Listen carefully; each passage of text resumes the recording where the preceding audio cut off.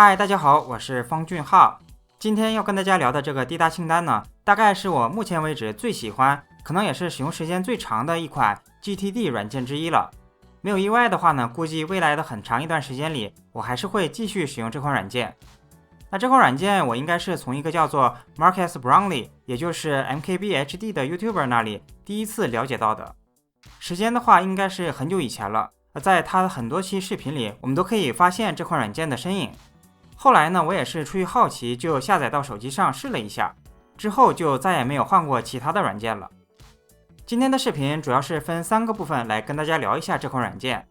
首先我们会聊一下滴答清单最吸引我的3个特点和功能，顺便呢也聊一下我在手机和电脑上是如何去设置和使用这款软件的。第2个部分会跟大家讲一下，除了我常用的一些功能以外，它还有哪些其他的功能。那这些功能虽然对我来说是可有可无的，但是或许正是你所需要的。最后呢，我还会讲一下我是如何同时使用滴答清单和 Notion 的。那滴答清单这款软件采用的是基本功能免费、高级功能收费的商业模式。那我自己的话，大家看一下软件的左上角就可以看出来，我一直用的就是免费版。我对这类代办管理软件的功能需求没有太多，我最看重的呢只有3点。首先第一点，添加新任务要方便，包括输入新任务和设置提醒的这一套操作过程肯定是越方便越好。那第2个就是要支持复杂一点的重复提醒方式，比如说它要可以设置每周或者每月指定日期的重复提醒，或者呢有些任务可以设置每周1、3、5提醒，反正支持提醒的方式越多越好。第3个就是要支持跨平台同步。那因为我自己的话有 Windows 和 Mac 电脑，手机的话也有安卓和 iPhone， 所以跨平台同步功能对我来说是非常重要的。除了这3点以外，其他功能对我来说就是可有可无了。首先我们来看一下第1点，那根据我自己的使用体验呢，目前来讲的话，在使用代办管理软件的时候，当我们在输入一条新的任务提醒的时候，有2种方式可以大大提升我们的使用体验。第一种方式就是通过像 Siri 这类的语音助理。我在用滴答清单之前的很长一段时间里，主要就是用 Siri 来添加新任务的。那这种方式的好处就是，我们甚至不需要去触碰到我们的手机，直接说出一段指令，就可以让手机给我们设置提醒了。不过这种方式的缺点也是比较明显的。那根据大家的工作环境的不同，有些时候呢，可能不适合我们去用讲话的方式来进行操作。或者如果你的发音不标准，有杂音，讲话有点断断续续的话，在使用 Siri 这类的软件的时候，还是会遇到一些这样或那样的不便。那第2种方式就是像滴答清单一样，当我们在软件里添加一个新任务的时候，它可以自动识别到文本里的日期信息。比如我们在这里输入明天下午5点30买牛奶，然后直接添加，软件就会自动给这个任务添加一个明天下午5点30分的提醒，就不用像其他的软件一样还要我们再去手动设置任务提醒了。所以智能识别日期功能就是我喜欢使用滴答清单的第1个原因。那顺便说一下，输入日期的时候呢，不管我们输入阿拉伯数字还是汉字，软件都是可以完美识别的。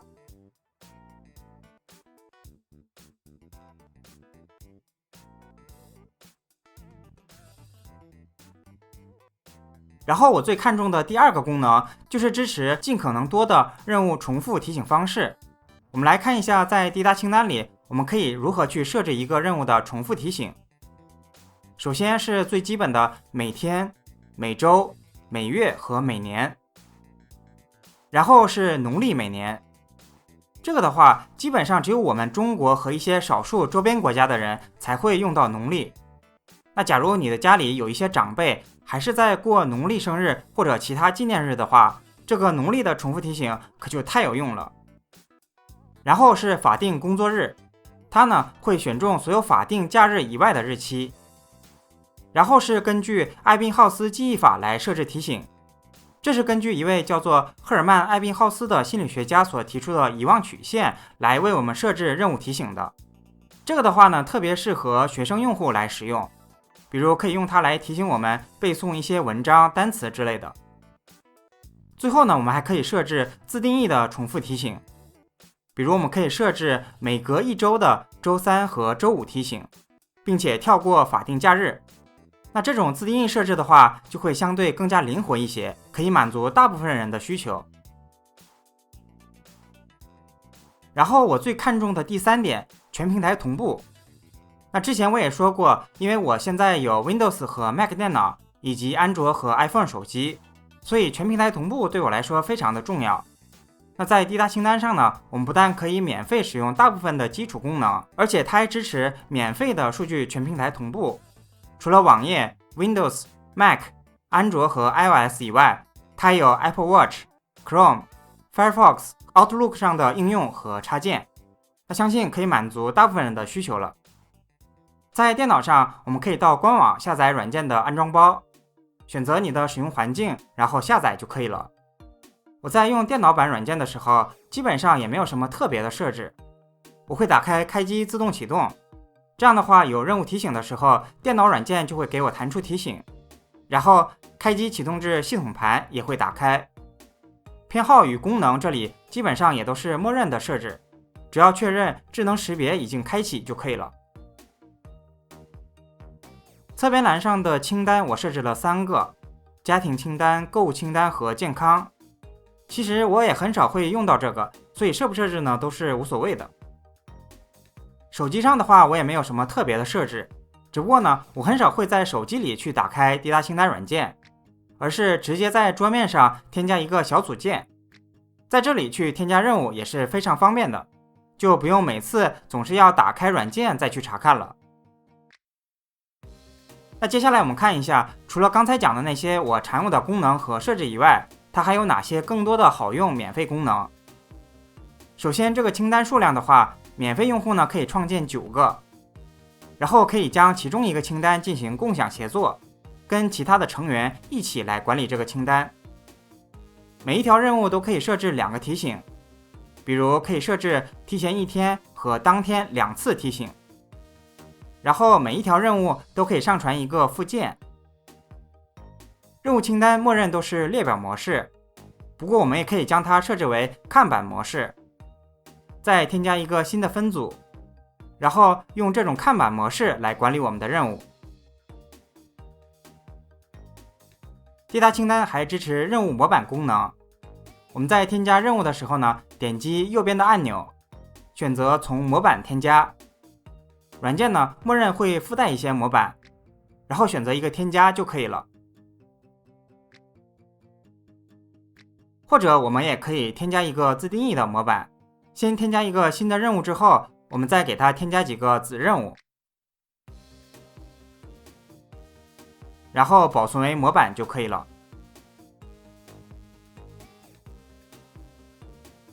除了任务管理以外，滴答清单呢还可以设置每日打卡，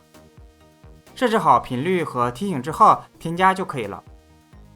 按 Ctrl 加 Shift 加 P 键，或者在它的图标上点击右键后，我们便可以用它来开始番茄专注。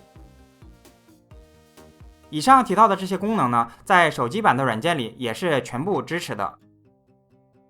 那已经订阅了我的频道的朋友呢，应该都知道我是一个非常忠实的 Notion 用户。Notion 就像是乐高一样，我们可以用它来做很多的东西，比如写日记、记录账本、制作团队维基百科、管理人脉、收藏网页等等。